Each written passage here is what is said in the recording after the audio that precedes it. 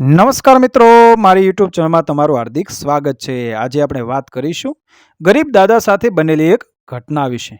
અચાનક મેં કારને બ્રેક મારી, મારાથી બૂમ પડાઈ ગઈ, ઓ દાદા, રસ્તા વચ્ચે મરવા નીકળ્યા છો? આવી રીતે રોડ ક્રોસ થાય, અચાનક બ્રેકના મોટા અવાજ માત્રથી દાદા નીચે પડી ગયા। હું નીચે ઉતર્યો, દાદાનો હાથ પકડ્યો। દાદાનો હાથ ગરમ, ગળે અને માથે હાથ મૂક્યો, એ પણ એકદમ ગરમ। દાદા તાવથી ધ્રુજતા હતા। મને મારા બોલવા ઉપર પસ્તાવો થયો। મેં દાદાનો હાથ પકડી કારમાં બેસાડ્યા। દાદા, આટલો તાવ હોવા છતાં આમ રસ્તા વચ્ચે એકલા કેમ નીકળો છો? અત્યારે જ મારી સાથે દવાખાને ચાલો અને તમારા પરિવારના કોઈ સભ્યનો નંબર આપો, હું તેને દવાખાને બોલાવી લઉં। દાદા ભીની આંખે મારી સામે જોતા રહ્યા। મેં કીધું, દાદા, એકલા રહો છો? હા, એટલું જ બોલ્યા। પરિવારમાં કોઈ નથી? પત્ની હતી, પણ વર્ષ પહેલા આકાશ સામે હાથ કરી બોલ્યા। હું મારા ફેમિલી ડોક્ટર પાસે લઈ ગયો। ડોક્ટર મારી સાથે દાદાને જોઈ બોલ્યા, પંડ્યા દાદા, આરામ કરવાનું કીધું હતું। ફરીથી એકલા બહાર નીકળ્યા। મેં ડોક્ટર સામે જોઈ કીધું, તમે ઓળખો છો દાદાને? હા, સારી રીતે, હું તેમનો પણ ફેમિલી ડોક્ટર છું। આ તો અમારા પંડ્યા દાદા છે। ડોક્ટરે દાદાનો તાવ માપી કીધું, દાદાની ઉંમર પ્રમાણે દાખલ કરવા હિતાવહ લાગે છે, પણ તેનો પરિવાર? ડોક્ટર તેની રૂમની અંદર મને લઈ ગયા અને કીધું, દીકરો વહુ છે, પણ તેમનાથી જુદા થઈ ગયા છે। દાદાને ગાંઠિયા બહુ ભાવે। દીકરો વહુ ગાંઠિયા લાવે નહીં, જાડા થશે તો કોણ સાફ કરશે, એવી દલીલો કરે। ઘટપણ છે, જુદું જુદું ખાવાની ઈચ્છા પણ થાય। દાદાને અઠવાડિયામાં 2 વખત ગાંઠિયા જોવે જ। એ પોતાની જાતે વ્યવસ્થા કરી અને ગાંઠિયા ખાઈ લેતા, ત્યાં સુધી વાંધો ન હતો।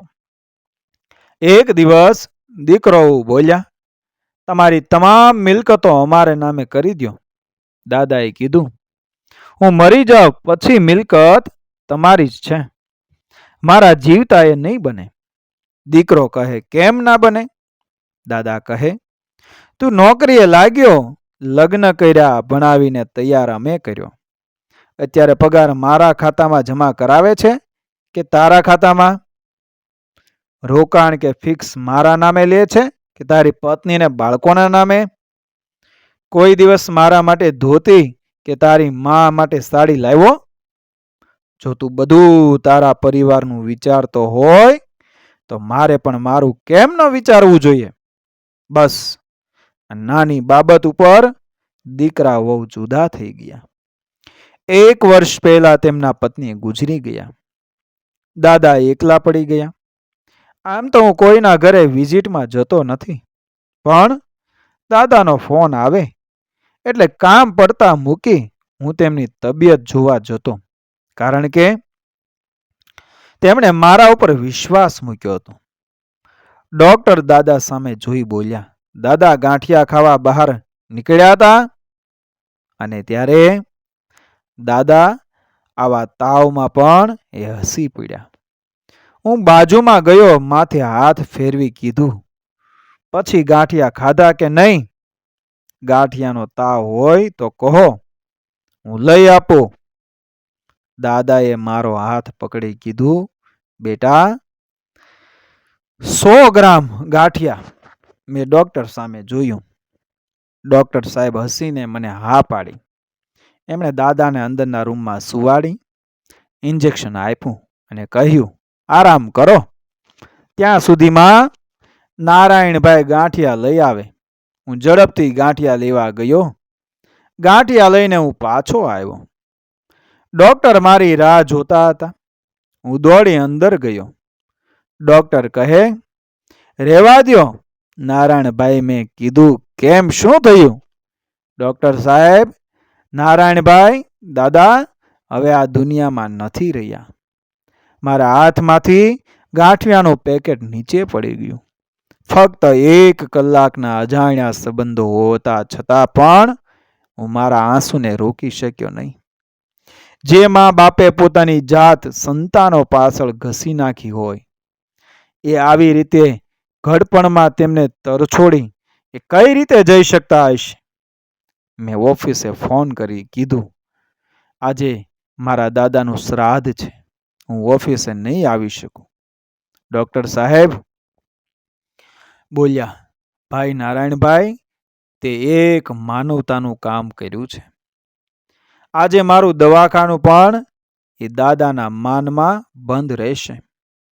ડૉક્ટર સાહેબ બોલ્યા, નારાયણભાઈ, તેમનો અંતિમ સંસ્કાર એ કરવાનો આપણો કાયદાકીય એ અધિકાર નથી. તેમના પુત્રનો મોબાઈલ નંબર મારી પાસે છે. આપણે તેને જાણ કરવી જોઈએ.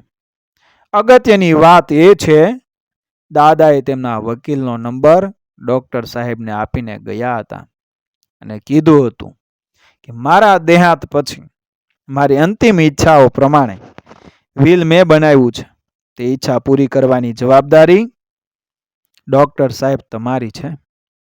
મારું મૃત્યુ પછી વકીલ તમને ફોન કરશે. દાદાના વિલ પ્રમાણે તેમની મિલકતનો 75% હિસ્સાની રકમમાંથી એક ગાંઠિયા અને ચાની દુકાન ખોલવી, ત્યાં રોજ ઘરડા અને ગરીબ વ્યક્તિને મફતમાં ચા અને ગાંઠિયા મળે તેવી વ્યવસ્થા કરવી. ગાંઠિયાની દુકાનનું નામ મારા અને મારી પત્નીના નામ ઉપરથી રાખવું. બાકીના 25% રકમમાંથી ગરીબ વ્યક્તિઓને એ તમારે એ દવા આપવી. મેં કીધું, વાહ દાદા વાહ, આનું નામ સાચું દાન. મંદિર, મસ્જિદ કે ધાર્મિક સ્થાન કે આશ્રમને રૂપિયાની જરૂર નથી, જરૂર સમાજને છે. આપણા મર્યા પછી શ્રાદ્ધ કરવું હોય તો કરે, ન કરવું હોય તો કાંઈ નહીં. જીવતાને સાચવો એ જ સાચું શ્રાદ્ધ છે. સ્વર્ગમાં કોઈ જ પ્રકારની ટિફિન વ્યવસ્થા નથી. મરતી વખતે ગંગાજળની કોઈ જરૂર તેઓને નથી. ઘરડી વ્યક્તિઓને ભાવતી વસ્તુ તેમના જીવતા આપો એટલે એ તૃપ્ત થઈ જશે. તેમના ગયા પછી પીપળે પાણી પીવરાવો કે કાગડાને ખીર ખવડાવો, બધું વ્યર્થ છે. પાર્થિવ. ઓમ શાંતિ. શ્રાદ્ધ પક્ષને અનુલક્ષીને છે. મિત્રો, વિડીયો પસંદ આવ્યો, મારી ચેનલ સબસ્ક્રાઈબ કરો, ફોલો કરો, શેર કરો. મળીએ જ આપણે આવી ઘટનાઓ અને પ્રેરણાદાયક વાર્તાઓ સાથે આગળના વિડીયોમાં. બન્યા રહો મારી ચેનલ સાથે. જય શ્રી કૃષ્ણ. રાધે રાધે.